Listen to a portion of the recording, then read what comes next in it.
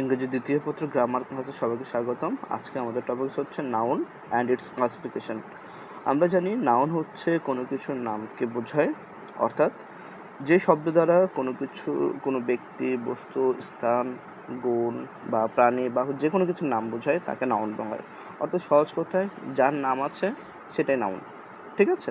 আচ্ছা, এখন আমরা শিখবো নাউনের প্রকারভেদ। নাউন কয় প্রকার? নাউন প্রধানত 5 প্রকার। কি? Proper noun, common noun, collective noun, abstract noun, ম্যাটারের নাউন। তো এই 5 ধরনের নাউন আছে আমাদের। আমরা এই 5 ধরনের নাউন চিনব।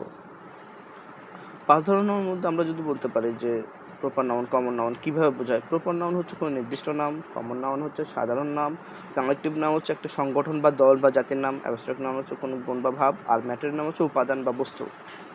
তো আমরা একটা উদাহরণ দেখতে পারি, রহিম এটা প্রপার নাউন, বয়টা হচ্ছে কমন নাউন, আর টিম হচ্ছে কালেকটিভ নাউন। একইভাবে অনেস্টি হচ্ছে অ্যাবস্ট্রাক্ট নাউন, আর গোল্ড হচ্ছে ম্যাটেরিয়াল নাউন। এভাবে আমরা শিখবো। তবে আরও প্র্যাকটিস করার জন্য তোমরা একটু কষ্ট করে এই ওয়েবসাইটটাতে যাবা, ইব্রাহিম জন সাইট। এখানে অনেক প্র্যাকটিস আছে, প্র্যাকটিস করবা। ধন্যবাদ।